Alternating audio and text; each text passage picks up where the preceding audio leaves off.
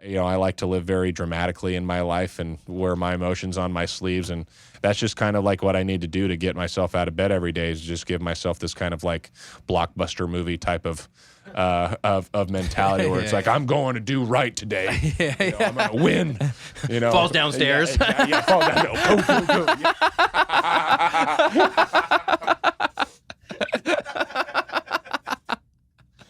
Oh, it's like an Adam Sandler. Now I want to make that to a movie. I'm going to win it. Boom, boom, boom.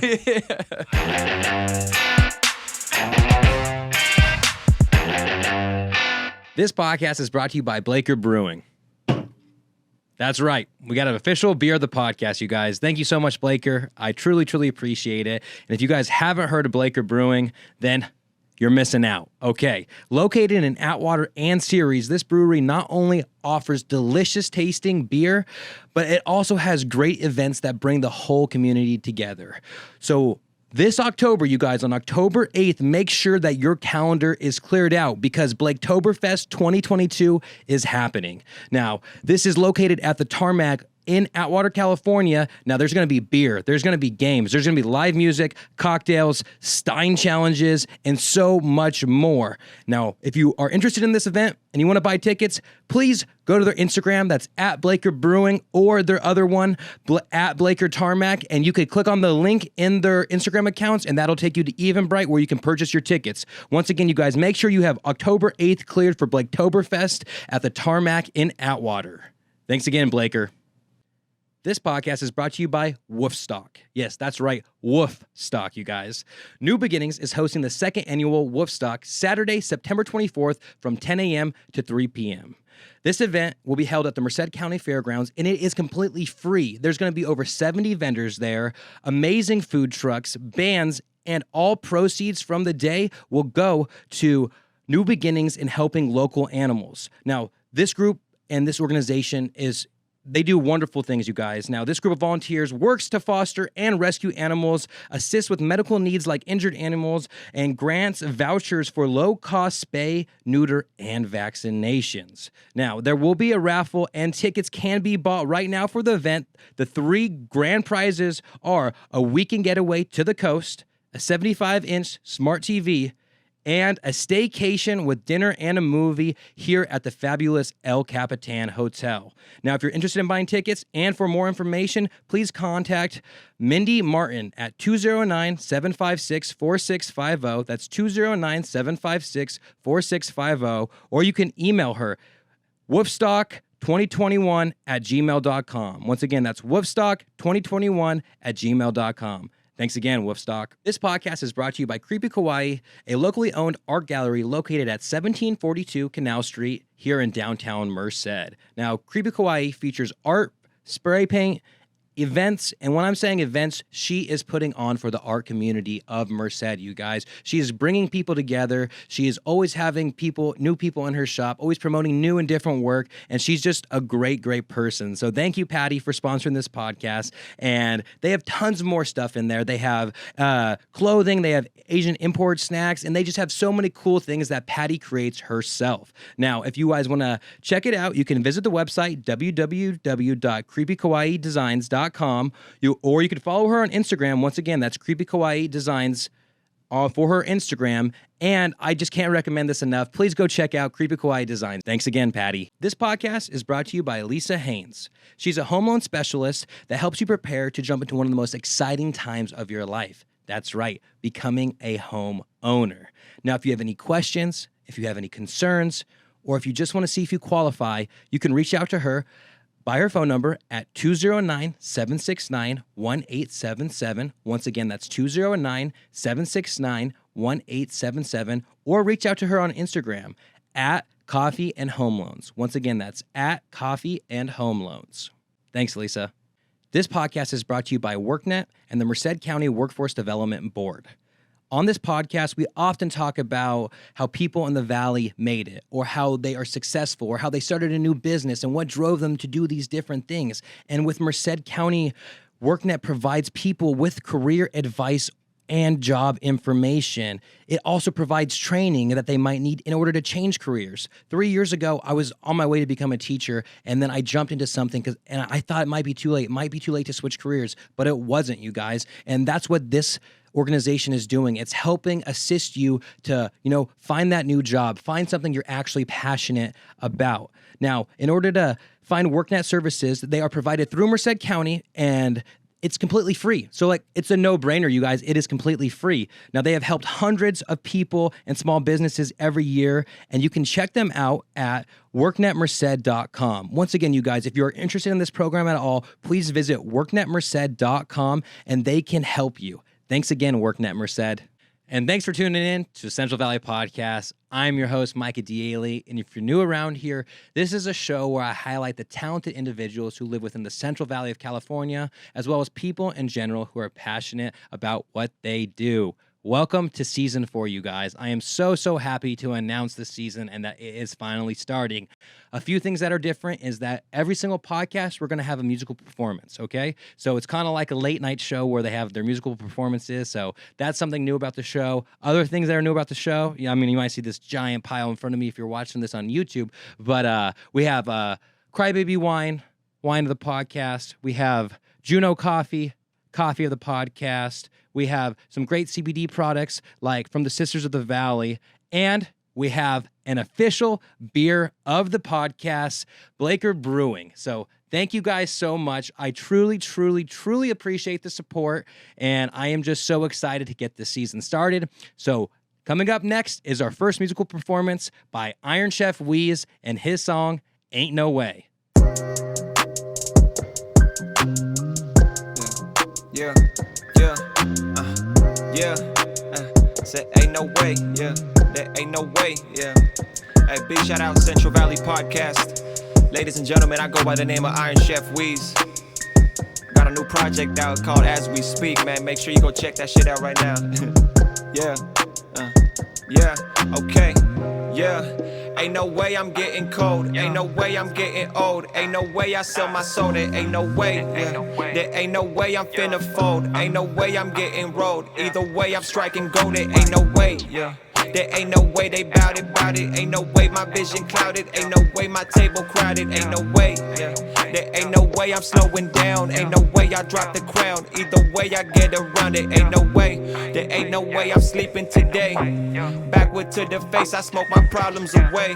Yeah, pressure got me thinking I got money to make, but I'll be damned if I'm putting all this talent to waste. See, I got bags to chase and I got family to feed. And if y'all really want that work, you know I got what they need. Just know I come with some fees. My work gon' come with some quotes. Know I be doing the most. These rappers coming with jokes. These rappers stay in they feelings. I'd rather stay on my toes. I need the coupe with no ceiling. I keep the show on the road. Don't need no backseat opinion. My competition on skates. They trying to cloud up my vision. They trying to lower my rates. There ain't no way, yeah. Ain't no way I'm getting cold. Ain't no way I'm getting old. Ain't no way I sell my soul. There ain't no way, yeah. There ain't no way I'm finna fold. Ain't no way I'm getting rolled. Either way I'm striking gold. There ain't no way, yeah. There ain't no way they bout it. Ain't no way my vision clouded. Ain't no way my table crowded. Ain't no way, yeah. There ain't no way I'm slowing down. Ain't no way I drop the crown. Either way I get around it. Ain't no way, yeah. Ladies and gentlemen, I go by Iron Chef Wheeze. Big shout out Micah, Central Valley Podcast. Ain't No Way. His new album, As We Speak, is streaming on all platforms. Go check that out on Spotify, Apple Music, and anything else you listen to music for. The Underdog's got tons of great stuff, so go check out their work, their collective group, and thanks again, Iron Chef Wheeze. Now, just jumping into today's episode. Today, I am joined by a teacher from Fresno, California named Austin LeMay. Now, that name might not ring a bell, but what might ring a bell is there's a video of him that went viral of him doing the dance, the jerk, with his students. Now, this guy got flown out to be on Ellen, and he has, just was a little online sensation, and it was so cool to talk to the dude. He's about my age, and we sit down, we bro out, we talk about the video, and we just have a truly great conversation. Our promo is amazing, so if you haven't seen our promo yet, go over to my Instagram Instagram at Central Valley Podcast. And before the podcast starts, you guys, we got merch. That's right. We got merch. So whether you need a bucket hat, baseball cap, this baseball tee, or I guess it's a dad hat, you know what I mean? But plus other t-shirts, go over to my Instagram at Central Valley Podcast. You can hit visit shop and you can buy all your products right there to help support the podcast. So thank you guys so much for making this season happen. I truly appreciate all the sponsors, all the help I've gotten. And without further ado, ladies and gentlemen, please give it up for Austin LeMay.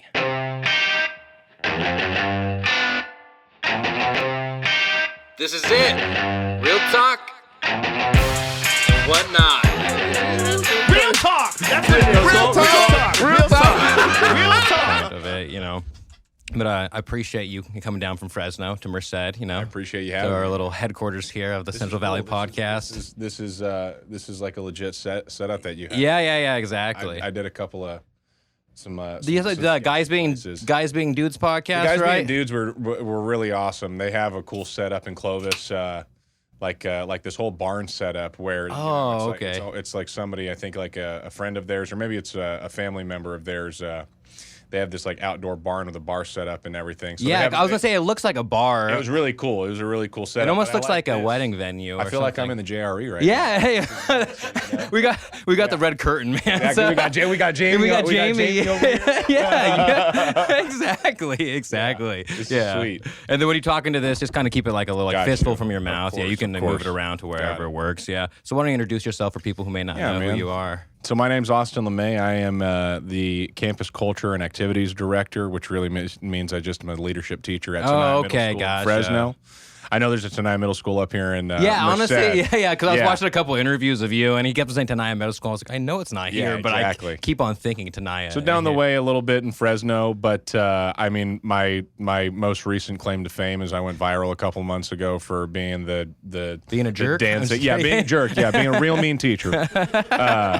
No, for just kind of having a good time with my students and it going viral, and I got a lot of attention. I got put on the Ellen Show and a couple other big things. It's not as big as the Ellen Show, okay? Hey, man, but I just appreciate kidding. this. Was your heart just like beating when you're like on the Ellen So Show? they surprised me with all that. I knew that I was going down there. Like they flew me down. It took a couple weeks to kind of set up, but the whole like premise of me going down there was like, hey, we want you to come down and do like an online interview, like an Ellen Tube thing. We're not going to have you in the audience. We're not going to, Ellen's not going to be there. And blah blah blah. Because then Adam Devine was the correct, right? Which when like and in the month leading up to it, they're like, "Now, are you a fan of Adam Devine?" And I was like, "Yeah, for sure. Why?" It seems random. Like, to okay, me. yeah, for sure. I'm fans of a lot of other people too. Yeah. But I'm also not going to say no because I'm going on it's this. like workaholics for sure. Yeah. So anyways, it was all cool, and then but then they were also like, but like bring down nice clothes and stuff, and so I went down there, and then they're like, I get to the studio, like, we're actually gonna put you in the audience for a recording, and we want you to be as unprepared as you can for be sure. for this. Well, so anyway, it was a really cool deal, and I mean, luckily I kind of. I got a little bit of a performer's shtick in my body. Yeah. Here. I like to. I think kind of like one time one of my students said that I have the personality of a failed comedian, and I think that and he was like, and I think that's why you became a teacher.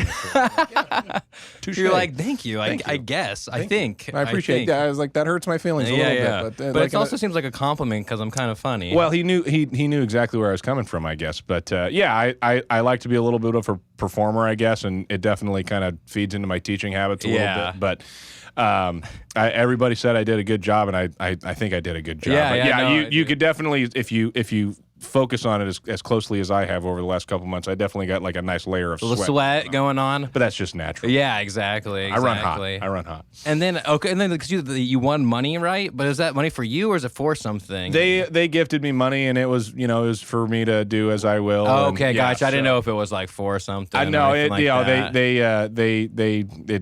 It came like a month or two after that, and had my name It on did, it. so it wasn't what they handed Yeah, you? no, they get so like that's the thing. Like all my students, when I came back, they were like, "Oh my god, like what'd you do when you had all that stack of cash? Like, did you have to fly home with it?" And which, like, when I first got it, I was like, "Oh my god, am I gonna have to go through like TSA with 10 grand in my back They're pocket?" gonna ask me. Like, But then, like, as soon as I got off stage, somebody, just whipped it right out of my hand. So I Like, wonder- hey, you did a great job. We'll take that back. So. and you'll get it in. Yeah. You'll get it after taxes. I or didn't what? I didn't want to be like, I didn't want to look like lizard brained on TV or something, like just like stacking it, like flipping it and Just everything. looking at it. So, just like making it rain on the Ellen Yeah, exactly. So, But so did you end up meeting Ellen or no? no, she wasn't on stage that day. Oh, okay, yeah. it I was also confused because I was like, it's Ellen's show, but it's Adam Devine, and I don't see Ellen. It was and- right after all Christmas that. break. What was that? So like like when I went was during our like school Christmas break, and apparently in Hollywood it was kind of weird. So like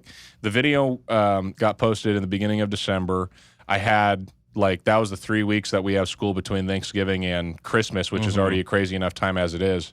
And so like I did all these local news channels, and then I started getting hit up by a lot. Like I got hit up by.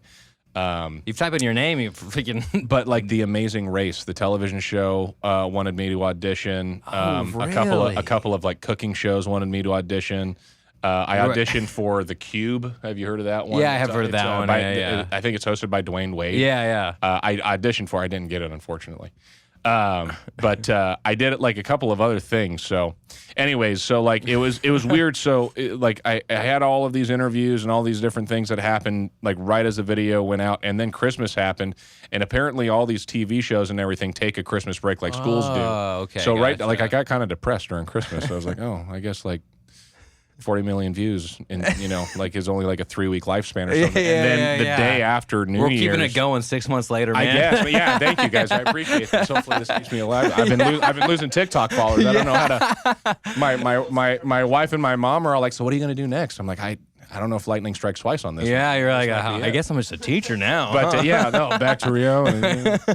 Back to my day job. No, I love teaching. But yeah. anyways, man, it just and so like the day after New Year's, I had talked to some people from the Ellen show like right as the video came out, and then they went on a hiatus, and then after New Year's they set it all up, and like 4 days later I was flown down to Oh LA. wow, real quick. Yeah, they put me in one of those when I got to the stage, and like they had a Is it like a driver green for room me or whatever? Well, like if you watch the Ellen show and like when she scares celebrities back in Oh, their yeah, dressing room, yeah, so yeah. I got put in that dressing Oh, room. So I okay. go into the bathroom back there, and I You're look like, in. I'm yeah. like, is Ellen back here to see me? It's like I'm Jennifer Aniston. yeah. So I mean, it was I didn't get that full celebrity treatment. Yeah. If any, it was funny. Like again, like one of their producers or somebody, this really nice lady had been talking to me like for the 2 weeks leading up to it and everything, and the day kind of like you were doing. We were chatting back and forth just like via text. Yeah, and then, Central Valley Podcast, Ellen, similar. but one go big on, time, yeah, very, very, very similar. How we got this taken care of. I would have really appreciated a fly-in though. Yeah, exactly. But so like they're like asking me like, hey, we're gonna come around noon. Like, can we get you something to eat or anything like that? And I'm like, yeah, sure. And so I get there and they have like a box of food for me, and they're like, so we've got like 3 hours until we're gonna call you on the set. So you just get to here's a TV. Here's all this stuff. And so I'm just in there eating a chicken Caesar salad wrap, watching Rick and Morty in the green room of the Ellen DeGeneres show. And every time I heard somebody like coming in, I had to like find the remote real quick and like turn it off. You're like, I didn't want I'm them an to know adult. that I was watching Rick and Morty on the backstage. I'm a middle school teacher. I'm a middle schooler at heart too. Yeah, exactly. I think a lot of guys, and men as they grow up, they still identify as that. I was trying to tell my niece and nephew about Ed, Ed, and Eddie the other day. Oh yeah, dude. Ed, Ed, and Eddie, and Cartoon Network had Dexter's Laboratory, And I feel all like those. like Cartoon Network loyalists are kind of like we're kind of like black sheep a little bit. Like, Yeah.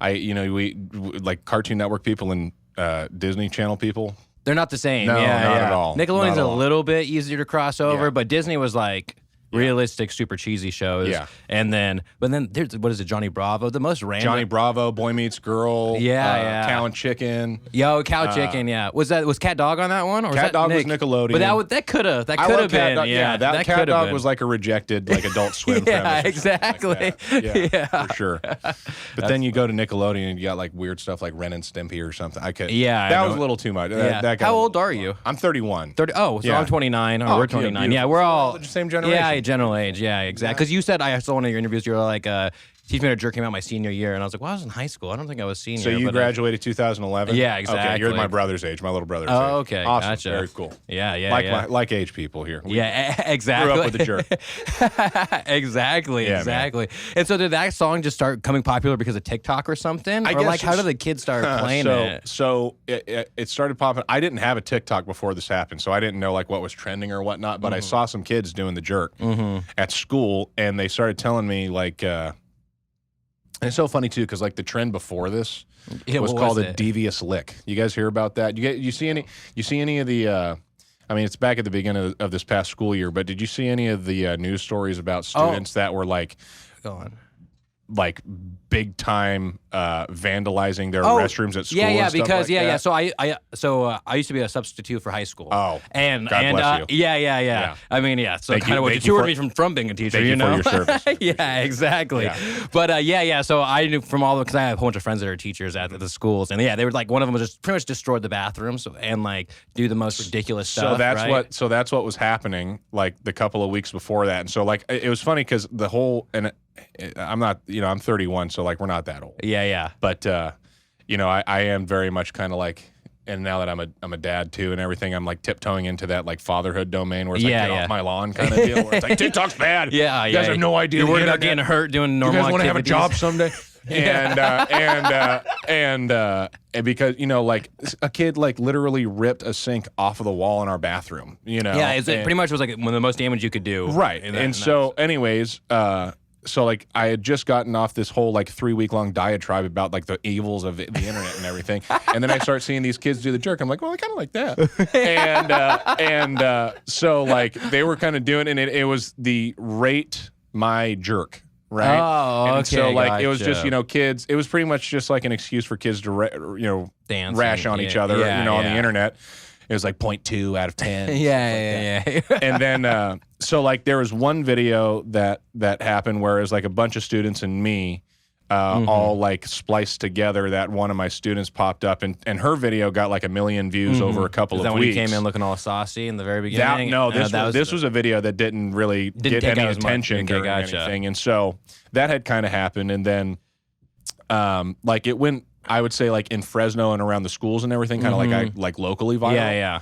And so all the students came to school one day, like all jacked up about it and everything. I was like, again, I don't have TikTok, so like it doesn't matter to me. Like, I don't, whatever. Yeah, we're pretty late to the TikTok game very too. much so. Yeah, And so, and now it's funny because I got my dad on it now on TikTok, really? and he's like, Is he just scrolling? I have learned so many cool things because of TikTok. I got to tell you, Really? have you tried putting foil under your tri-tip? Learned that on TikTok. You're like, thank you, Dad. Awesome. yeah, cool. He's I'm glad been you can doing that. stay He's been doing that entertained for a right lot. now. I tell you what, it is pretty cool. The stuff you can learn. But anyways, You can get a little too deep in TikTok though, and I'm like looking at somebody's sad with life. I'm like, what's reels, going on? with reels, like everything's got reels now. Facebook, YouTube, everything. It's like where- nothing is pictures anymore. It's Right. all reels. Well, they got smart where it was all like the, I think it was Netflix, when they got smart and they started just counting down the next episode. 5, 4, 3, 2, It's the play. same exact thing where it's like, well, I'm going to watch the next thing. So Yeah, anyway, and it never ends, so there's not an end to your feed. right. So that's how I keep on like happening upon my video is like just like the other day. And it's like in your algorithm, I bet you, it's like you know what I mean? Right, but then that's always the time when my wife comes in, and then she sees me watching my own video like 5 months later. It's like that's like my wife sees me watching my own Babe, promos. can you stand up and help me with our daughter, please? Yes. Are you serious? But anyway, so that one video kind of went viral, and so I'm the activities director, and we always do every Friday. We play music in our quad, right? Kind of like a little mini rally. Sometimes we do games, but every Friday we always play music in our quad, and I'm the DJ of it. And so, kind of towards the end of lunch when we're getting all of our kids like back into our quad before the bell rings and everything, some of my students come over like, play this song, and I am very extroverted, but like I don't like it when like people are telling me to go. Yeah, I'm like, the same I don't like way. getting pushed into a dance circle. I'll go dance in the circle, but I don't like getting pushed into the dance circle kind of thing. So anyways, I play the song and I'm like, you guys do it. And then we have our radios on, and my principal, who kind of had caught wind of it, and my principal, our former principal at Tenaya, I'd caught wind of the video too, and it was like, get up there, LeMay, get up there. And so that's when I did, the whole the walk up and the whole thing. So and one of my friends that I work with, Jenny, was videotaping it. She had a TikTok already and had a big following between all the students and everything. And that was on a Friday. And then she posted it Friday night, Saturday. I wake up Sunday morning to text from my buddy saying like, dude, Snoop Dogg reshared your video and everything. And we were having like a little small like family reunion with my mom's side of the family that like we had family in from out of state and everything. And I'm on my phone that whole last day that we're all trying to spend time with each other and everything, like taking interview requests and everything. And my Uncle Tom, who used to teach up in here in Atwater in middle school for a long time. He's just that old that crotchety guy. Where it's like, I show him. He's like, what's going on? I show him. That's it. You have 15 million views for that? I could do that. So like right off the bat, it's like shutting you down. And then like New Year's comes around, like, well, I'm talking to the Ellen DeGeneres show now. Yeah. I still don't get it. It's like bringing me back down. So you need people like that in your life. Exactly, man. So it's all been a whirlwind, but I mean, at the end of the day, and when I first came in here, I told you like it's really cool. I'm really happy that it's been, a fun opportunity, kind of like a lightning rod for me to talk positively about my town, about especially my the area, and an area that doesn't get 1,000% doesn't get that much good attention. I mean, it's always like the murder rates are, and anywhere, Stockton, Merced, Modesto. Teaching, just all these things that have kind of gotten a bad rap, including our community too. It's been really cool to do that, but that was back in January, and we had a really tough semester, to finish up the school year here too. So it's been very humbling. It's been it's provided me with a lot of opportunities over these last couple of months, but at the end of the day, I'm a teacher, man. And it's kind of also provided me with a little bit of a fraud complex too, because it's cool, and like all these people like. I've been getting emails from people from out of state, other teachers and other school districts. Like, we'd really like to set up a Zoom meeting with our entire school board to talk about your programs. So I'm like, dude, like you're a motivation. I had to break up a girl fight in my classroom yesterday, dude. It's like this is not as working as this is not America's classroom here, guys. This is it's a pretty average class. Right. I mean, you know what I mean? Like, it's Masters Friday, and Mr. LeMay's playing a movie, so he could have his computer open for all the and everything. I got some grading to do today, exactly. You guys. I don't have any delusions of grandeur, man. I'm a very basic guy, and I have as cool as it's been to get a lot of pats on the back for all this stuff, and a lot of people like thank you for teaching and everything. Like I'm like in the Marines or something like that. It's like I chose to be a teacher. I love what I do. And more than anything. I love what I do and where I get to do it. I went to Tenaya Middle School. My first teaching job was at Bullard High School. I went to Bullard High School. I think all of us teachers, or a lot of us teachers, the vast majority of us, love what we do from the bottom of our hearts. But when you can have that added benefit of getting to work where you grew up, and in a lot of cases, I get to work with teachers that taught me. So I kind now it's kind of you wouldn't go from being their student to being their peers. Yeah, and like my first couple years of teaching, that was weird. But now I'm on my 8th year, going to be starting my 8th year this year. So getting over that hurdle now too, and really just becoming more of a colleague with everybody. I don't know, man. I have a lot of people, and I know you guys being from around here too. A lot of people kind of fly the coop as fast as they can from the Central Valley when they can, which is fine. I've got friends that have moved, to all corners of the world and have done, amazing things and everything. But for a place that does kind of get, hit with some pretty good hooks throughout a 15-round bout, I love Fresno, man. I love our valley. That's, and the same here, and that's like the reason the show started was because like. it was just like after the pandemic, I felt like the Valley just seemed a little bit like the community seemed like a little bit more. Everyone's kind of just more appreciative. You know what I mean? Of like, okay, we're out again, we're having a good time. sure. And then I kind of just built on that and kind of just had a different like kind of wind than I had felt in the past. And kind of wanted to show people like, hey, like, yeah, we get a bad rep, but like we still have cool people here. We have talented people. We have people with interesting stories. And like I want to show that because if you like go on 209 Times or whatever types of like news outlets we have, it's just like the bad stuff. And I'm like, I get it. There is bad stuff, but there's bad stuff in every city. Yeah. You know what I mean? So it's like, yeah, you can look at the bad stuff, but why don't we also post the good stuff? You know what I mean? Like, I've been with my my wife now. We've been married for almost 4 years, but we've been together for 12, and she's from Martinez. And when we first started dating, we met at Fresno State. And when we first started dating, we had that playful banter of like, so when are we going to move back up to the Bay? yeah. And I'm like, I'm never doing that because I'm going to be a teacher. I can't afford it. Yeah. But then like you know what you're getting into. Okay? Exactly. And so then as we started creating our family together and our lives together here and everything, we still kind of have that conversation, and then she'll throw in like when we're watching the news or something, and it's like, oh my God, that shooting was a mile away. I'm like, babe, a mile away, that might as well happen in Nevada. That's a mile away in Fresno is a very long way. No. But I have my cousins from they live in Rockland one time, and it was like woke up the next day and it was like there was like a murder or something in Merced, and they're like, oh my gosh, that's and I'm crazy. like, Are you okay? Yeah. And I was just like, We're I good. mean, like, yeah, you guys, like, it's fine. Life goes on. Like, to your point, man, like not that we have to dwell on that kind of point for too long or anything, but it's like not that I don't know, I feel like to your point, like to find a true love for this place, it's kind of has to be like kind of like an earned thing. Yeah. You have to really dig for it.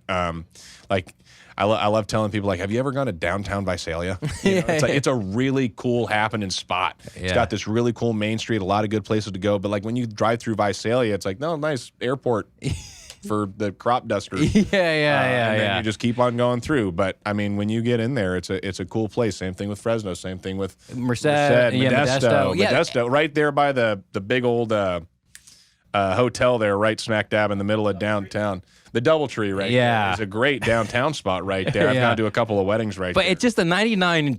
I think it's the 99 that sucks, you guys. I think the 99 is really what's making our community. Thank God they're widening it, but even still. Well, Merced was.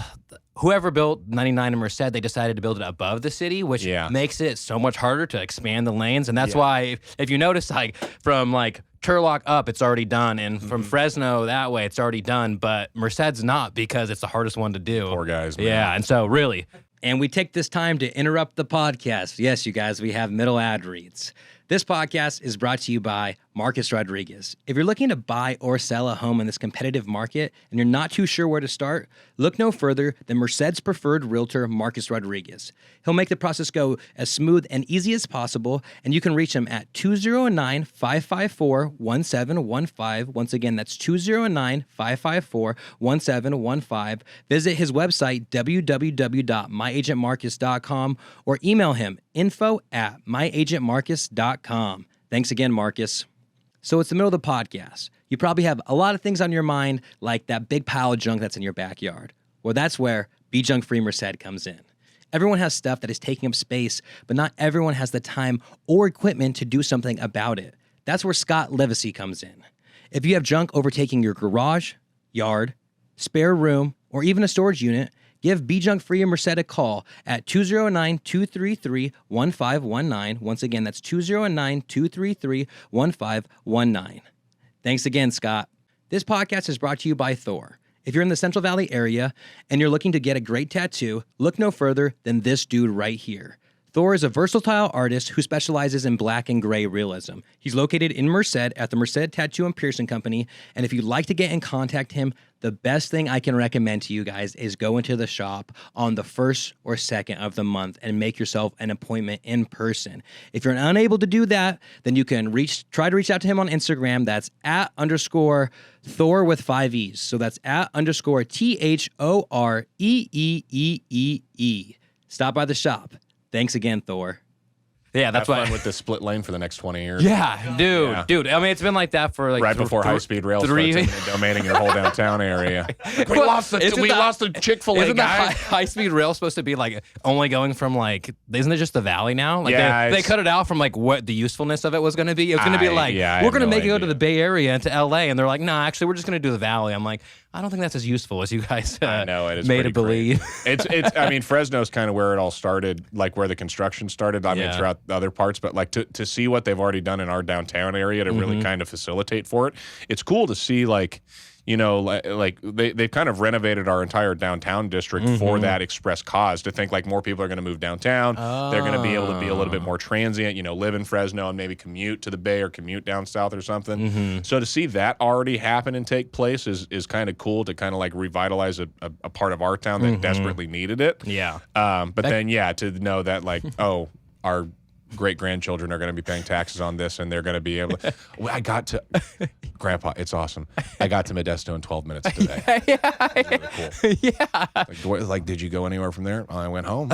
yeah, exactly. That's why I was like, you know, It is That's what it is, funny. man. So what did you always want to be a teacher, or what drew you to want to be a teacher? So I did not. If you asked me when I was 18 years old, graduating from high school, I would not be able to tell you what I wanted to do. I was kind of like, That's most, you know. I went off of the fact that I loved Legos when I was a kid so long that like I'm just gonna be an architect, man. I'm gonna be an engineer. Great. I was an architect. I loved playing with Legos when I was 5 years old. I can build a bridge, you know? Yeah. And so, but then you slowly realize, oh, this takes math skills and science and stuff like that. So, I don't know. Like it probably started when I got rejected by Cal Poly San Luis Obispo when I was a senior in high. Exactly, man. Well, yeah, 39,000 people apply, only 3,000 get in. And it's like, well, there's like that's all of us. I think that's how for all of us that went to a state school in California. That's pretty much our origin story. Well, how did you figure out when you went to Fresno State? I got rejected by Cal Poly. But so anyways, like, that dream died when I was a senior. And so when I was going to Fresno State, around that time, my parents were also opening up an Ace Hardware in Fresno. Okay. And so like, I kind of had this idea in the back of my head, like, oh, my parents are business owners. And my dad is also a sod farmer. He grows grass. My mom is a business owner. She owns a hair salon with my dad. And so they're just entrepreneurs. And so Fresno State has this really good business school, the Craig School of Business, and they have an entrepreneurship program that's very highly touted throughout the nation. I'm like, oh, cool. I'll just go do that. And like the first day of school, they're like, if you're going to fail in business, you got to fail fast. And I'm like, oh, failing? Yeah. I didn't know. That was the first step. That was okay. I don't like, this is my first day of college. I'm talking about failure already. So I was like, that's what I'm trying to avoid. And so I just didn't really jive with it. So you were originally going to do business? Yeah, I thought about that, but then it's like, it takes initiative and a certain type of drive for that. And like, I'm never going to be on Shark Tank for, some invention that I created. Yeah. So I quickly switched out of that, and it was also at that time that I started coaching football. I started coaching football like the Monday after I graduated high school, and started coaching football my freshman year of college at Tenaya Middle School, where I'm at now, where I went to school, right? And so I was an 18-year-old kid coaching 14-year-old kids, and kind of experimenting with this tenuous grasp of power. Yeah. It's like I'm like my first year of my first year of coaching. It's like, so what experience do you have? It's like, well, I know how to run kids through up downs. I know how to like go conditioning practice, like thinking like it was all just punishment. That's what coaching is, right?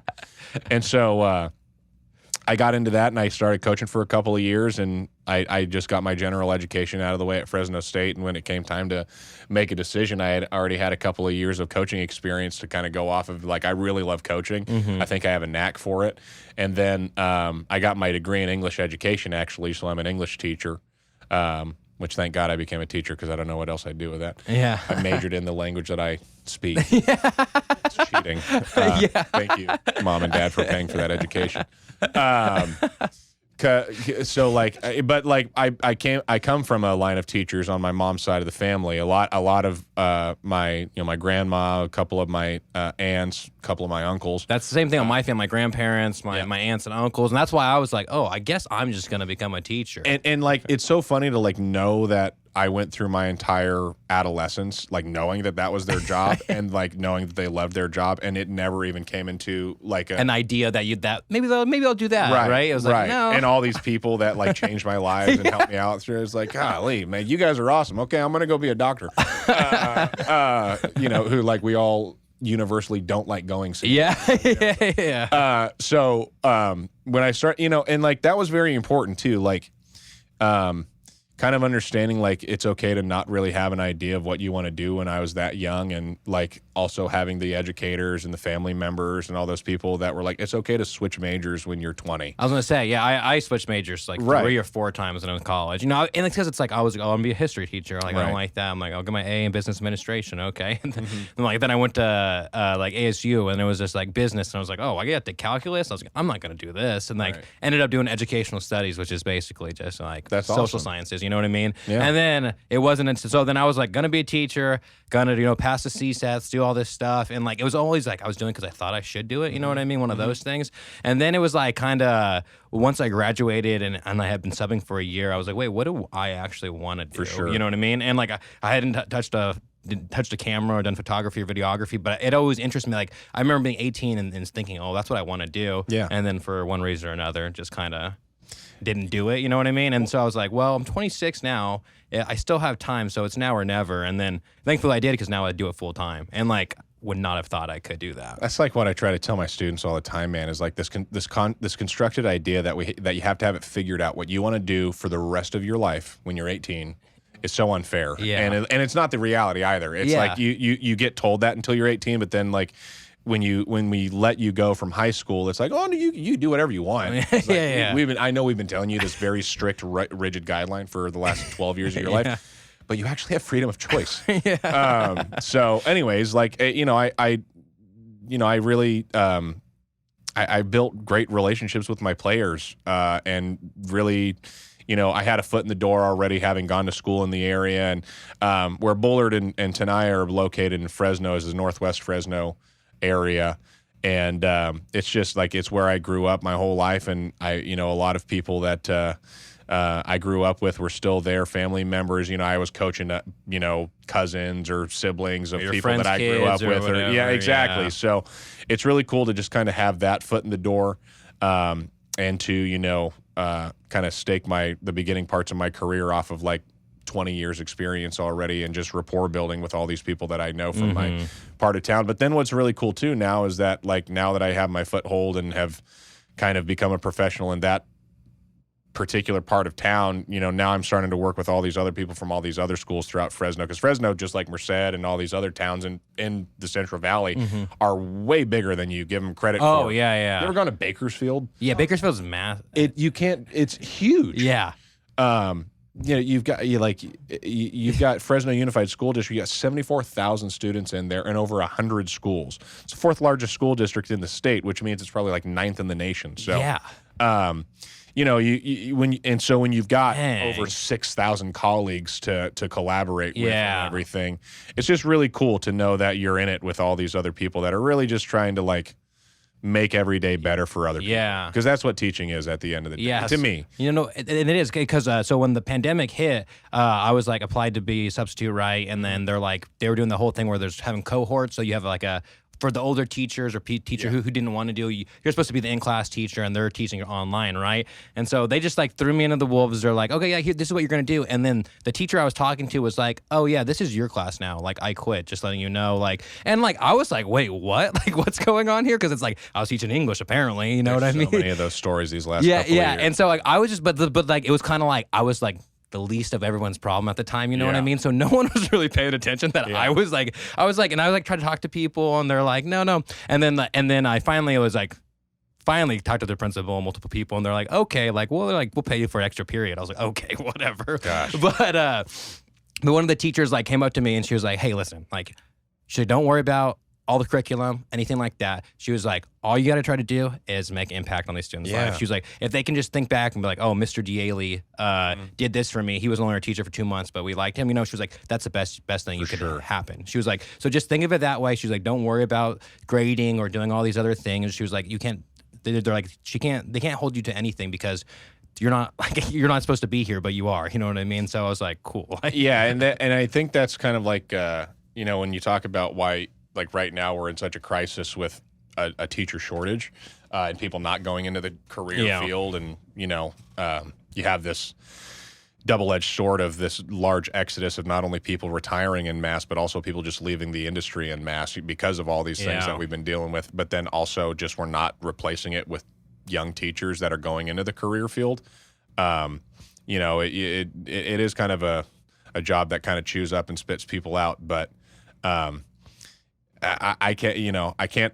It's obviously that's going to happen when you have situations like yours. Yeah. Which I mean, when in the pandemic, when we got put into online instruction, I mean, you go through a credential program for a year and a half, or 2 years, however long you go. There's so many things that you don't get taught before you go into a teacher. And I loved my credential program at Fresno State. They did a great job getting us ready to be teachers, and there's still a whole litany of things that just don't get talked about. How are you going to handle a disgruntled parent, And even if you do talk about it, you can't really figure out how you're going to handle it unless each you're parent's, a whole different kind and that's what I mean. I've gone 7 years throughout my career, and I've maybe only had like 1 or 2 bad run-ins with parents. It's, a lot of other things that kind of make the job difficult. But, but then the pandemic hit, and it's like, nobody could have thought of this in a lot of different ways. Yeah. But, we never even thought about teaching kids online. Yeah. And in a lot of ways that was kind of like an easy thing, because it also allowed, some teachers that, like to kind of sit back and, that kind of happened. But then for the vast majority of us teachers who really want to get in there and like want to see our kids every day, and like that's our lifeblood, and that's our why we did the job in the first place, is to just like laugh and see everybody and see our colleagues and go on campus and like go somewhere else for our work. Not look at black screens every day. And that was the thing too. When all these powers that be came out, before the first week of school started, that first full year of online instruction, and they're like, you are legally not. You do not legally have to have your cameras on. Like, what are we doing? Yeah, dude. It's like so you'd have like because when I was doing it, I'd have two kids, and everybody else would just be black screens, and I'm like, you can't. And then you're like sitting there calling on somebody, who's clearly not in the room where their laptop is or whatever. But then like flip side it, because then when we're teachers and we're all on the online meetings, and then our teachers union say that we don't have to have our cameras on. Do we have our cameras on? No. Are we paying attention? No. Yeah. So it's like it's just the pot calling the kettle black there, and it's just not a very good. It's just not a good system. So, anyways, as and I mean that's already been a whole school year ago. This whole last year, we had a little bit of hybrid learning, a little bit of online stuff, because this was the first time this year where we had a lot of kids actually, where we had to do hybrid learning, where a lot of our kids had to be sent home for weeks at a time because they did get sick, right? Or somebody in their household or something. That was a whole new problem that we had to deal with this year, right as January hit, and we came back from Christmas break. Everybody's like, "Oh, things are good." We went through a whole semester. Because it was like no mask mandate. You know right? What I mean, like it's just little back and forth things. And then you've got teachers that are the teacher got sick, so the whole class has to be shut down. And when you're in a secondary education setting like middle schools and high schools are, where you've got kids going to multiple classes a day, you now start to have to do like a 6 degrees of separation thing, where it's like, okay, who sits? I can't tell you how many times this year, and God love my VP who had to track this stuff down. Who sits within 5 feet of this student in your class? Okay, those 5 kids, now I need to track who sits within 5 feet of those 5 kids. So it's just a spiderweb effect, because at some point you get to every student and every teacher. Right? So like, not to martyr ourselves or anything, but when we were getting down to the end of the school year this year, it was like, the end of Saving Private Ryan, where everybody's just fatigued, and it's just like, you got Tom Hanks dead on the bridge over here, and it just, everybody was at wit's end, students and teachers alike. And so this summer was very a welcome pause, much for needed break. But at the same time, it's like throughout the last 2 years, nothing has really wavered in my resolve to be a teacher, you know? And if anything, I think you guys have probably heard it before, but there's this saying, I don't know who originated it, but it's the whole, tough times make tough people, tough people make good times make soft people, soft blah, people blah, make blah. hard times. Well, we have all inextricably been going through a tough time right now. And because we're going through a tough time, we're all going to be tougher for it, but we're all going to be better for it too. And as tough as online learning was, those first couple of weeks when we all came back and kids were able to be back with each other and teachers were able to be, I mean, all of us, this summer has been great, being able to go out. I don't know what you guys did for the 4th, but being able to go to my, family friends pool party for the first time in a couple of years without like worrying about everybody else. And everybody's there. It's just, it was like weird guilt that was going on in COVID too, because it's like, well, I was around somebody, or like it was like you'd be hanging out with your family, but you feel weird. You're like, well, this is a group of like 20 people, and you're like, well, why do I feel this way? You know what I mean? It's nice to and start. So now it's like, over that. exactly. And so like going into this next school year, like this whole last school year, we're able to be back in school, but at the beginning of the year, it's like, okay, you can have all your kids in classes, they have to have their masks on, but you can't have a dance. It's like, or like you can't have a rally, or you can't have this. And then throughout the year, little things started getting, allowed back. It's like you can have a dance, but kids can't go. Well, and your job is you're a leadership teacher, right? And that's like a lot of like that's literally like most of your stuff is like to bring the school together to have activity. And so it's this constant juggle of like, okay, I want to do this event, but like, can we name it this, or am I going to offend somebody? Yeah. I had this T-shirt idea, and it wasn't even my idea. I Googled it. I saw it. It was like for next year's leadership shirts. The popsicles, the red, white, and blue popsicles. Yeah. I think like the bomb or whatever it is. That. I was going to Tenaya leadership. We're the bomb, and have like that popsicle like shooting across the chest. But then like it's a school shirt. It can't have bomb on it. Stuff like that. So you do have to think about that. And this was our T-shirt idea, man. Almonds and allergies and ads. Hey, yes, that's 1,000%. For sure. But my wife was kind of going through a little bit of a cold fit a couple of weeks ago, and she went in and she, the doctor's like, no, you got allergies. I'm like, babe, hey, look, it's good news. 12 years, you're officially a resident. Yes, welcome. That's how you know you're from the Central Valley. Man. When she was like, but it's not allergy season. I'm like, yeah, we know. It's always allergy season here. Though. We keep on thinking my 1-year-old daughter's sick and everything. Yeah, babe, she's a Fresnan. She's got allergies. Fresnan, is that what you guys say? Yeah, Fresnan. Because they were like Mercedians, like, you know what I mean? Oh yeah, what is it for you guys? Mercedian. Mercedians? Yeah, that's what some of them work, and then some of them are just like a nightmare to say. Fresnan. Fresnan's. It kind of sounds like brethren, like brethren. You know what I mean? It's Fresnan, yeah. Fresnan brethren. There we go. No, that's funny. That's funny. We take this time to interrupt the podcast to talk to you guys about our sponsor, Crybaby Wine. Proudly located in Fresno, California, Crybaby Wine offers you your favorite delicious tasting wines like Chardonnay, Cabernet, and everything in between. Hold on, let me pour myself a glass. Not only do they offer these great tasting wines, but they also have de-alcoholized CBD wine. That's the one I'm drinking right now. Now, infused with CBD and CBG, these wines help you reduce anxiety and alleviate stress. You can find their products at crybabywine.com. Once again, that's crybabywine.com. And if you live in Fresno County, you'll receive free delivery. Once again, check them out at crybabywine.com or follow them on Instagram at crybabywinecalifornia. Drink this if you're trying to relax in the evening. Thanks again, Crybaby. What I just did right now, you guys, is what I do every day. This podcast is brought to you by Sisters of the Valley. Located here in the Central Valley of California, these sisters make homegrown healing products like CBD salves, CBD tinctures, CBD oils, and mushroom coffee. These products are amazing, you guys. I constantly take drops of the oil and rub salve if I'm sore or if my body is aching or hurts. These CBD salves work wonders, you guys. Now, these great ladies believe you need to heal your body the safe way, the way nature intended it. And that's why I know by using natural products like this CBD. Now, if you guys want to buy some of their products, you can visit sistersofthevalley.org. Once again, that's sistersofthevalley.org. They have tons of different products in different sizes. Or if you just want to follow them on Instagram and support them that way, you can follow them at Sisters of the Valley. Once again, that's at Sisters of the Valley. Thanks again, sisters. We also take this time to interrupt the podcast to talk to you about a little pick-me-up. That's right. Juno Coffee, right here in the Central Valley. Nothing beats fresh brewed coffee, but this specialty coffee is a delicious alternative for those who are on the go, whether you're backpacking, hiking, climbing, parenting, or just out there being rad. This is the perfect, absolutely perfect instant coffee. There's so many times I've been hiking and backpacking, and when you crack open like an instant coffee, you mix it up, it just doesn't taste good. It doesn't taste like a cup of coffee.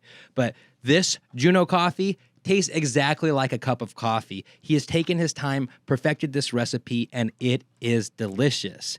They have some awesome roasted coffee as well, and it's pretty cool because they always, it's a small company, and what they do is he has this coffee called Martian coffee, and he put his kid on it on Mars, like photoshopped it in. And I don't know, I just love it. I just love it. But I can't recommend this coffee enough, you guys. This instant coffee is the shit.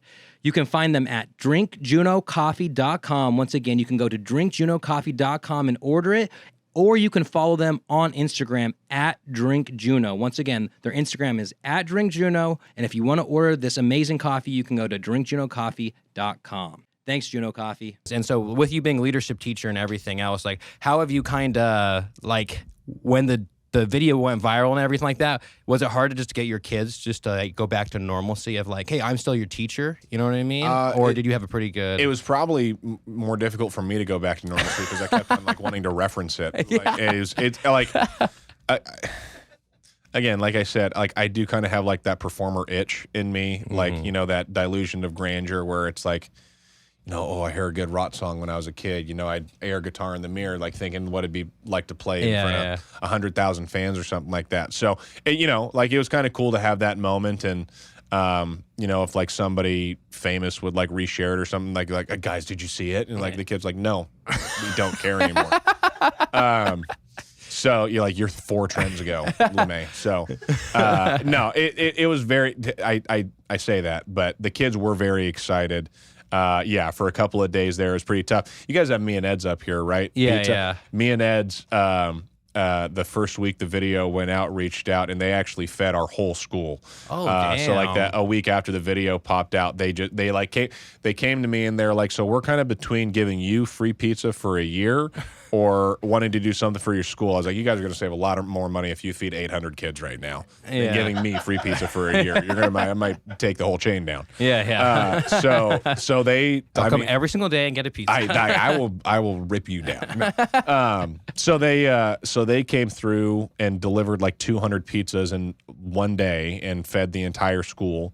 And we had a big dance party, out. We extended the lunch period to an hour that day, and fed the whole all the kids and everything. So it was really cool, man. It was fun for it to happen. And then as the activities director, I go through all of our feeder elementary schools and kind of recruit for the next year and get them all signed up and everything. So a lot of the other kids that are coming in are like, you're the TikTok guy and stuff like that. So I'm kind of excited to see how that plays out going to this next school year. But at the same time, it's like, okay, what are you going to do for us next, clown? It's like, it does kind of dance, little dance boy. Yeah, a little bit. Like my wife and I were having dinner a couple of months ago, and like the waiter comes up like, we're so excited to have Mr. LeMay here. He was at Eureka Burgers, like our staff in the back is just going crazy. And I was like, really? I'm like, hello. And like, And so and again, like I'm not trying to be gross or lizard brained about this or anything, but like we go through the dinner and everything's very nice, and then the tab comes and the tab full price. Wasn't expecting a discount or anything, but then my wife's like, you better make sure you tip well. Like, why? Like I was gonna tip. I'm not like Mr. Pink and the Reservoir Dogs. I'm like, I'm gonna tip. Like what? She's like, but you're Mr. LeMay. You can't be Mr. LeMay, the bad tipper. I'm like, You're like, what? I didn't get a pay increase from my job because of this. So it. Well, yeah. actually, thanks, Ellen. No. So it's been cool. It's been a lot of fun, and but at the same time, it's like, when people talk about 15 minutes of fame, it's truly that. Yeah. It's cool. Like right now I have like 120,000 TikTok followers, but they're like, I'm losing like 50 a day because I'm not doing anything. Like I'm not an influencer. I'm not posting videos all the time. Now I'm just posting videos like me and my daughter just like walking. So that's not nobody cares about dad content. Yeah. So it's, it's cool. And really more than anything, it all just goes back to teaching. Like if I wasn't a teacher, if I didn't have this position as activities director, if I didn't work at the school that I work with and the people that I work with that like allow me to be this big, goofball that I am, this like left tackle child, Yeah. just, Well, I think it's walking good around. that, because you're a teacher and people have like a stigma of what a teacher is, you know what I mean? for So I sure. think it's good to like that, you are like authentically you being a appreciate teacher, you know what I mean? And, appreciate that. And then it kind of can at least inspire some people like, oh, it's not like. Well, at the end of the think it day, I is. think that's the shtick that kind of rubs a lot of people the wrong way, and why they ultimately don't become a teacher if they're thinking about it, is all these like war stories about, oh, my administrator or my principal, or, you have to teach to a test. You can't be your own self. You have to, I hate who I work with. The kids are crazy. The parents are terrible. All these narratives about why you shouldn't become a teacher, really, in my experience, and I think I'm lucky in this regard, but in my experience, haven't come to fruition. Like, and not to pat myself on the back, but I think a lot of that is manifested. I do not like confrontation. For as big as I am, I don't like being at odds with people. I am like kind of gross in that way. Like I want you to like me. Oh, I'm I very preaching to much, the choir over here, man. I tell all. Like we I, like. I don't think that I think we live in a time now where that's kind of like a thin red line you toe, where admitting that it's like, well, you're gross, you're narcissistic. It's like, how dare you? It's like you want to be liked, you're terrible. So I don't think that's really that inhuman of a wish or anything. So I was especially as a tell my teacher. friends when we go to if we go to bars or something like that, I'm like, listen, I was like, I'm not the guy that's gonna be getting your back if you're drunk doing something, you guys. No, Like, I'm gonna be coming I'm up to gonna the- be like watching you, and then you're gonna look at me, and I'm like, I don't know, man. Brian, he's got a point. yeah. You are being real rambunctious here. We should go home and think about our actions. Yeah. So no, so yeah, like, but again, I've been very lucky and fortunate enough to first of all, have really good principals and administrators that I've worked for, over the last couple of years, people that are very supportive, that, do a good job of getting us ready to be teachers, but then also like allowing us to just like, if you do your job well, I don't need to manage you. Right. And I really appreciate that. My dad, being a farm manager, really has always kind of like instilled that in all of, my two brothers and I, where it's like, if you're ever going to be a leader and like as a leadership teacher, this is something I try to instill in my students. It's like, you do not need to be the loudest person in the room. Being a leader is getting smart people around you, or capable people around you, or getting those people who are around you capable enough to do the job that you need them to do, and then letting them do that. If they need help, help them. If they need to be redirected, redirect them. But if they're doing their job, that makes your job easier, so don't overcomplicate things. Exactly. And so, that at the end of the day, just delegate, just be a very good delegator and trust those that you have around you. So I've been very fortunate that I have had principals that have reflected those qualities and have had trusted me as an educator, and have trusted me as me and my ridiculous personality traits and everything, because I do take some liberties as a teacher, not anything that I'd get in trouble for or anything, but just not the normal. Well, I tell them I'm an open book with my students, man. I cry when something bad happens, and I tell my students about it. I fell down the stairs one time a couple of years ago, like trying to take my dog out to go to the bathroom one night. We had just gotten him, and he was a puppy, and we were living in this rental, with the two-story rental, and we got a baby cage for him so he didn't fall down the stairs, right? Because let's treat our puppy like a child. And I was taking him out to go to the bathroom one night, and I didn't. The cage was at the top of the stairs, and I didn't move the cage. I tried to step over it, and just a bag of rocks falling down the stairs. You didn't want the puppy to fall, but you wanted to fall. Look, I fall, and I like break myself in half, and my dog's like back at the top of the stairs, just like, "What's happened, bro? Like you good?" And Your wife's like, "Is somebody breaking in?" The first thing my wife just, "Is Blue okay?" Our dog, and no, he's good.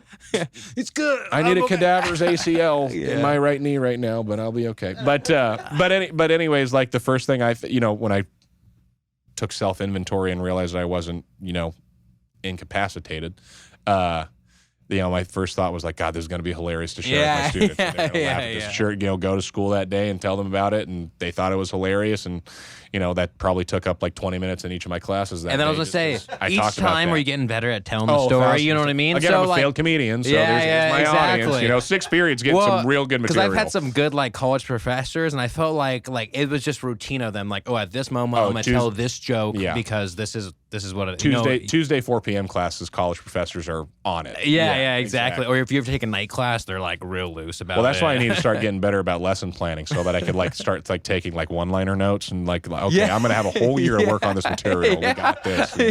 For me, it's like every year, it's just like chapter in this book on okay, I'm gonna have to make a whole new script. That's funny. But it's I don't know, man. It's I forget what we were talking about. I don't know what we're talking about, honestly. I do this. That happens a lot on this podcast. Yeah. We just get off track. But so the thing that I always think, so when I was a substitute a lot, I always think about how different school was, like when we were in school. Because when we were in school, we still had books. People used their lockers still. You know what I mean? That's the thing I realized going to high schools now is like I've never seen one locker open once. Don't, other than in PE classes, they don't exist. And even then, kids aren't using them. They're just leaving their backpack. It's so the level of trust that kids have nowadays it's good. I mean, I hope they're not getting burned for it or anything. But when you're walking around the locker room during PE class, every kid gets a locker and a lock, and all these backpacks are just out. It's like, why didn't you? I forgot my code. When? Beginning of the year, March. And so it's they just leave all their stuff out. But things are very different now. Yeah, because I always just think the books thing was because what's crazy is I had my cousin on the podcast, and he's like, I don't know, like 24, 25, and when he went to high school, they had Chromebooks and everything was online, and that was only 4 years, before or after me. Right. So it's just crazy how quick, because I feel like we were like the last, like the iPhone came out like when we were in high school. You know what I mean? One kid in my class had an iPhone, and I remember playing the arcade basketball flick. Yeah, I remember that one, or the one that's like a beer. Like you just turn it and it goes. Or like when the people downloaded the gun app, where you could do this and do the fire. Yeah, exactly. That wouldn't be no, not a good not a good one nowadays, obviously. Back then it's like that's a fun toy. Back then. Yeah. What do you think the biggest difference is, from like when we went to school to now? Technology is mainly. Yeah, but that's a tired thing. I think, honestly, man, there's a lot of differences here. I will say, I think the level of brazenness is just a little bit, is this a touch higher in our students nowadays? I mean, if you want to talk from a teacher's perspective about how students are different now than what we were, like going back to the devious licks thing, like as crazy as things were, and I shouldn't say that because a group of my teammates my junior year of high school went and vandalized our rivals' high school. Yeah, but that was more popular back then. Was like, but it wasn't for the views. It was purely a pride. Throwing a king size mattress into the pool at Hoover High School. Pride. Go board. I wasn't there. I got to play that night. But you're right. It was much more of a pride thing nowadays. And I'm kind of glad that being a teacher, all this stuff happened to me. But these kids do all this stuff for the views, right? Not all of them. I'm painting with broad strokes right now, but a lot. And we all had, I think, at one point or another, like these ideas of fame and fortune and everything. But now, I think the barometer for fame has kind of been diluted a little bit. To where, I had this video pop out, and like all of my students and a lot of kids that I don't have as my students at my school, had this elevated level of respect for me, just because they saw this video that they were in person to see, that they saw that day they didn't care about, but because they saw it on the internet, now it's like, oh my God, you're the coolest thing since sliced bread. And all these kids, you're famous. What did you do? What is it like? It's like, it's not different, dude. Yeah. I had to wake up at 6 a.m. and change my daughter's diaper and had to be at work. My diaper. And so, like, I don't know. I think that Because it's almost saturated now, huh? With like the TikTok and Instagram, it's like it's not what it used to be on. There is a dire need for attention. Anonymity is not. I don't know if celebrated is the right word, but appreciated by individuals as much as it was back then. At least in my opinion, like when I was growing up, my house was in the very back part of my my room was in the very back part of my parents' house. And I loved it because I could come home from school, I could go back, I could play NCAA football 14 and juice the stats up of my whole team. Dude, we used to only play NCAA option dash. And like we would the defensive end just crashes down the whole time. It's like I just got to beat you with one play, dude. And me and my friends would just play back and forth, like whoever gets the most touchdowns, trips right, option read.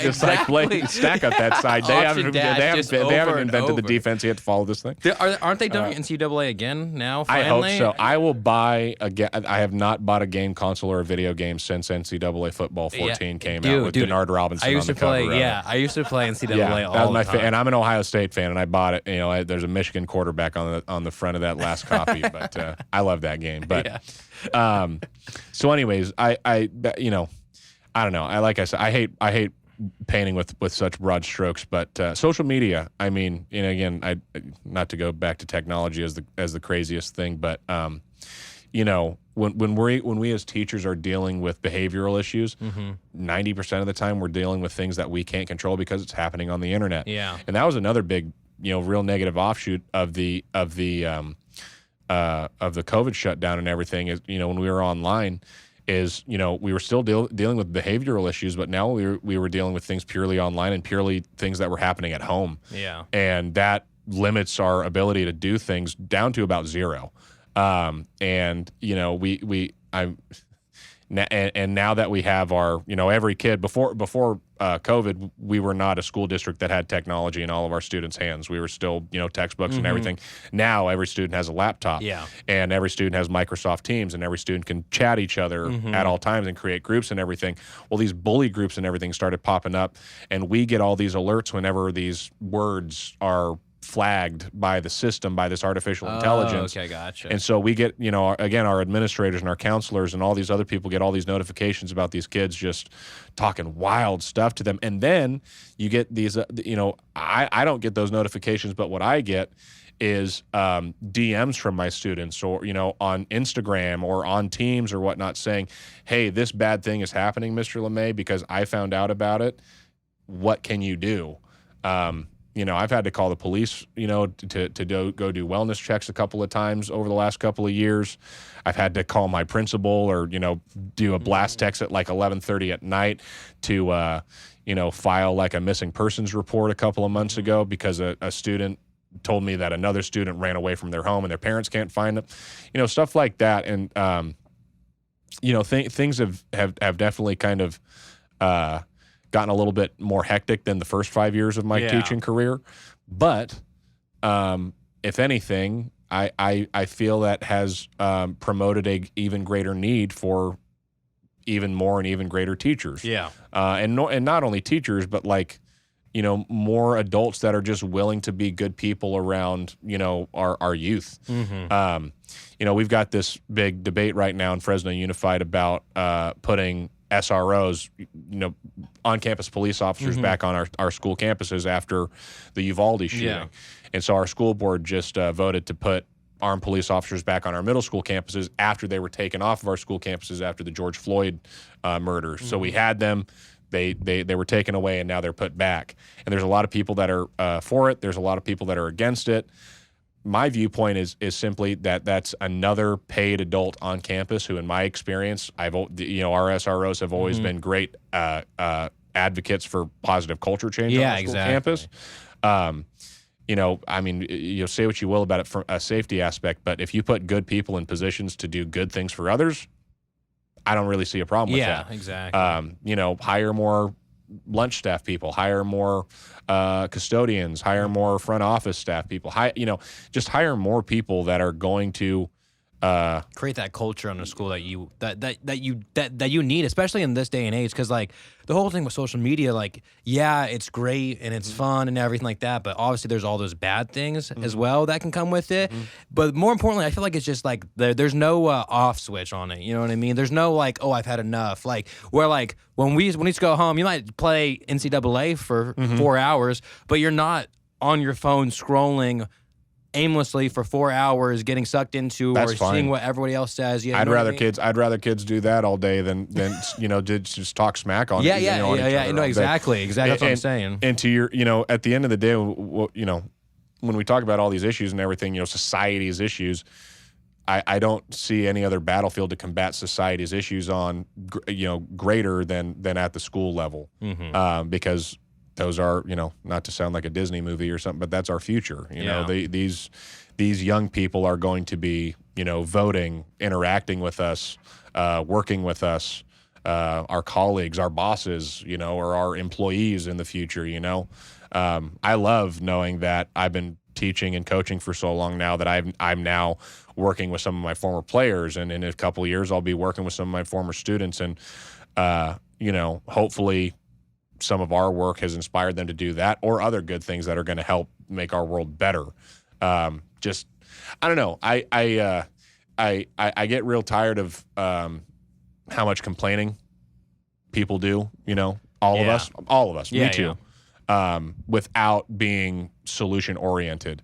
And not to be, like a martyr or anything, but I think, me being a teacher has just been kind of like my put up or shut up call to action. Like that's why I went to Tenaya and left Bullard High School to go be at Tenaya, because when I was at Tenaya as a student, I got bullied mercilessly. I really disliked my time at Tenaya Middle School as a student. And even like so much to the point that when I was starting as a teacher, I was like openly speaking out about how much I never would want to work there, how much I, know that that's a bad school and blah, blah, blah, stuff that was just wildly untrue. And just because I got bullied by your other personal kids. experience. Right. And so when I got asked to, become the activities director and the campus culture director there to direct the culture of the school, it's like, all right, you were complaining, or what I mean? Like, what are you going to do about it? Yeah. And so, I don't know. I just know that for me and myself, I like to live very dramatically in my life and wear my emotions on my sleeves, and that's just kind of like what I need to do to get myself out of bed every day, is just give myself this kind of like blockbuster movie type of mentality where it's like, I'm going to do right today. I'm going to win. Falls downstairs. Yeah, fall down. Go. Yeah.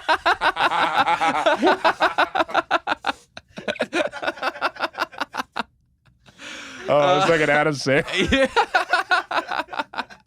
Now I want to make that to a movie. I'm going to win it.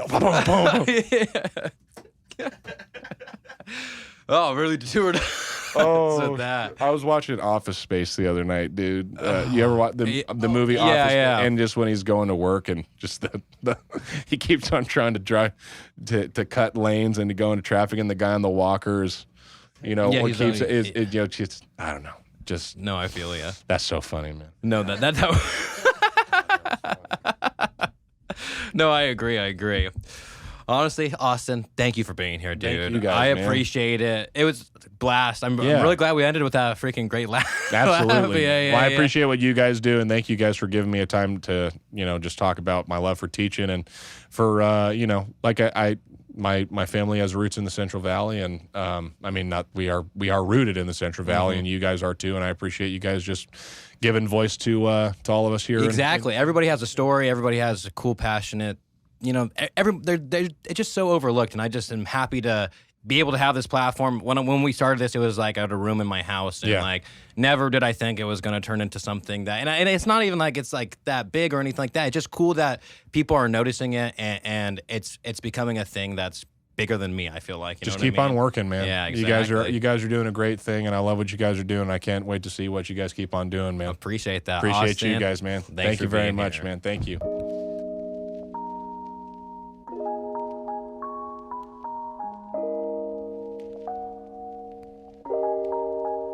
Yeah. Ladies and gentlemen, I go by Iron Chef Weeze. I'm gonna throw these out real quick, man. It ain't too often I get to look this nice. We gonna do it like this. Yeah.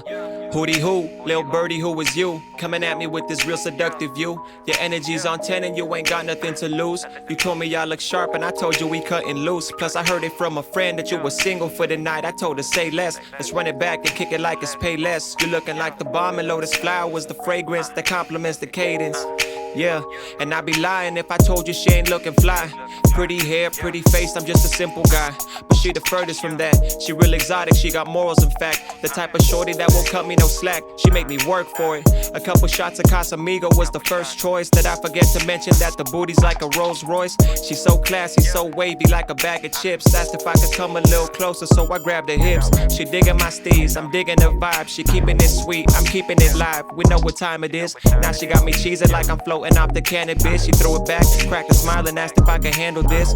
I think it's funny how she act like she don't know that I'm the type to break it down and I've been known to steal the show. I'm a well-spoken soldier with a heart that's made of gold and a flow that's hot enough to keep your feathers out the cold. So, hootie hoo, lil' birdie, who is you? Coming at me with this real seductive view. Your energy's on 10 and you ain't got nothing to lose. You told me I look sharp and I told you we cutting loose. Plus I heard it from a friend that you was single for the night. I told her say less, let's run it back and kick it like it's pay less. You looking like the bomb and Lotus flowers, the fragrance that complements the cadence.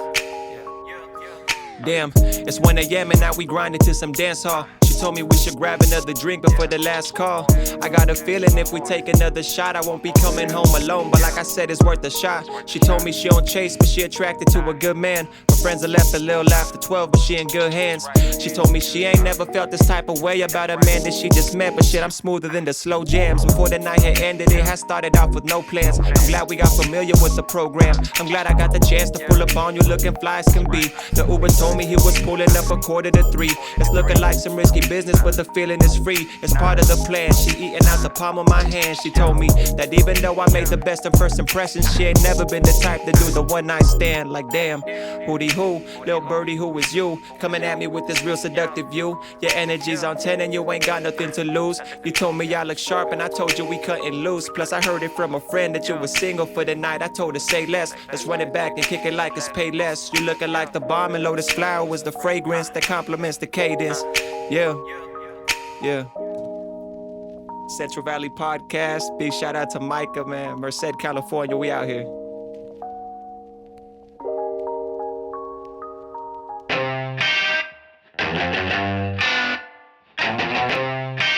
This is it. Real talk and whatnot. Real talk. That's what